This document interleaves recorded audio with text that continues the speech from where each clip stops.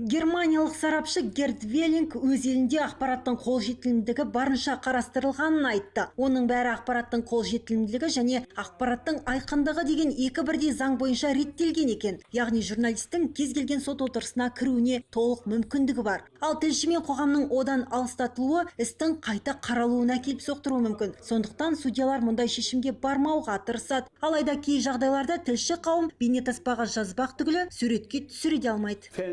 Үш жағдайда жасөспірімге қатысты істі қарау барысында, күдікті арнайы мекемеге орналастырылатын жағдайда және отбасыларға қатысты істі қарау барысында қоғамға кіруге тыйым салынады. Зардап шегушіні қорғау мақсатында кейде істің қоғамға жария болмауы үшін журналист пен қоғамды кіргізбеу туралы шешім қабылдайды. Кейде судья тек қана журналисті қалдырып жұртшылықты шығарып тастауы мүмкін. Сонымен қатар заң ғылымдарының докторы, Германияда баспасөз хатшысы ретінде құрылымда жұмыс істейтін білікті маманды судья 4-5 жылға өзі тағайындайтынын айтты. Өз кезегінде бұл ақпарат алдымен сот саласында жұмыс істейтін отандық мамандарға ұнады. Но вы обратите внимание, и в Германии... Германияда судья болып жұмыс істейтін маман баспасөз хатшысы болып тағайындалады. Бұл өте жақсы тақырып. Міне осы идеяны тәжірибе ретінде енгізуді ұсынып көруге болушы еді. Ал саясаткер Кенжеболат Жолдыбай жоғарыда айтылған заңдар елімізге де қажет деп отыр. Сонымен қатар ол билік пен бұқаралық ақпарат құралдары арасында түсініспеушілік туындамас үшін ең алдымен қоғамдық маңызы бар ақпарат дегенге нақты түсінік берілуі тиіс деген ой айтты. Бірінші кезекте мүмкін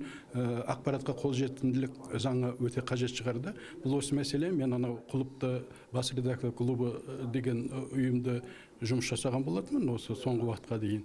Сол 2 жылдың ішінде осы мәселені біз бірнеше дүркін көтердік. Өкінішке орай әлі де болса осы өз шешімін таба алмай келе жатыр. Айта кетейік, ұйымдастырушылар дөңгелек үстелдің қорытындысы бойынша жинақталған ұсыныстарды жоғарғы сотқа жіберуді көздеп отыр. Гаухар Тұрсынбек, Виктор Гудис, Қазақ Ньюс, Астана.